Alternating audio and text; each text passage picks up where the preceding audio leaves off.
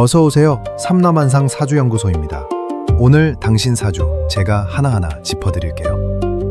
요즘 이유 없이 삶이 어수선하다고 느끼신 적 있으신가요? 만나던 사람이 멀어지고 잘 되던 방식이 안 통하는 시기가 있어요. 영리에서는 그런 때를 대운이 바뀌는 자리로 봅니다.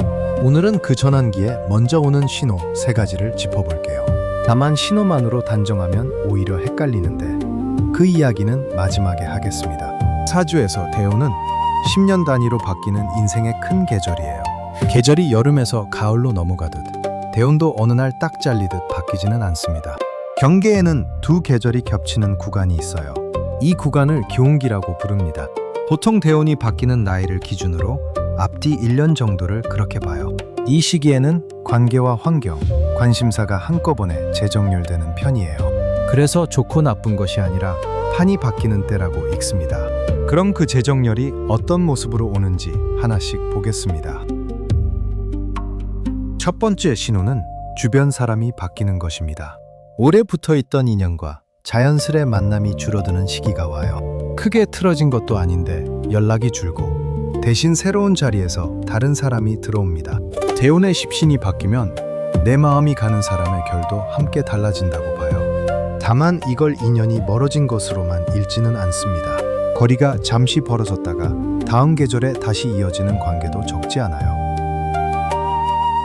두 번째는 하던 방식이 손에 안 잡히는 것이에요. 예전에 통하던 요령이 이상하게 힘을 못 쓰는 시기가 있습니다. 의욕이 내려가고 무언가 정리하고 싶은 마음이 자꾸 올라오기도 해요. 예전 방식이 먼저 힘을 잃어야 새 방식이 들어온다고 봅니다. 그래서 이때의 무기력은 게으름이 아니라 전환의 신호로 읽는 편이에요. 다만 몸이 보내는 신호일 수도 있으니 오래 이어지면 건강도 함께 살펴보시길 권합니다. 세 번째 신호는 자리와 환경이 움직이는 것입니다. 이사, 부서 이동, 업종 변경처럼 공간이 먼저 바뀌는 경우가 많아요. 본인이 크게 원하지 않았는데 상황이 밀어주는 모양으로 오기도 합니다. 지지가 바뀌는 대운에서 특히 눈에 띄는 편이에요. 자리가 바뀌면 만나는 사람과 쓰는 시간이 통째로 달라지죠. 앞에 두 신호가 이 세 번째에서 한 번에 드러나는 경우도 있습니다. 여기서 스스로 확인해보는 방법이 하나 있어요. 지금으로부터 10년 전 그 무렵을 떠올려 보시는 겁니다. 그때도 사람과 자리가 한꺼번에 달라진 해가 있었을 거예요. 레오는 10년마다 돌아오니 전환의 자리도 10년 간격으로 반복됩니다. 지난 전환기가 언제였는지 짚이면 다음 전환기가 언제일지도 대강 보여요. 명리에서 지난 교운기를 먼저 맞춰보고 다음을 이야기하는 순서를 쓰는 이유입니다. 그럼 다음 계절은 어떻게 볼까요? 한 대운 10년은 준질한 덩어리가 아니라고 봅니다. 앞에 5년은 천간이 주도하고 뒤에 5년은 지지가 무게를 이어받아요. 그래서 같은 대운 안에서도 5년째에 결이 한 번 달라집니다. 앞 5년은 생각과 명분이 먼저 움직이는 구간으로 읽어요. 뒤 5년은 자리와 현실이 뒤따라오는 구간이고요. 이 분할까지 보면 무엇을 언제 준비할지가 한결 또렷해집니다. 준비라고 해서 거창한 것은 아니에요. 교운기에는 큰 결정을 서두르기보다 정리를 먼저 하는 편이 좋다고 봅니다. 오래 미뤄둔 일과 관계를 정돈하면 새 계절이 들어올 자리가 생겨요.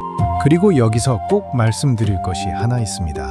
방금의 3가지 신호는 교운기가 아닐 때도 얼마든지 나타납니다. 신호로 짐작하는 것과 내 대운이 몇 살에 바뀌는지 확인하는 것은 다른 일이에요.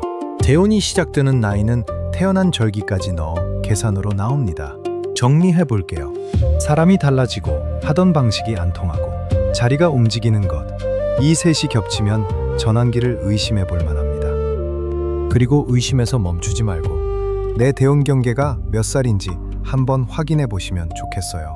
내 대운이 몇 살에 바뀌는지, 지금이 교운기인지 만세력 삼남한상 앱에서 3초면 확인할 수 있어요.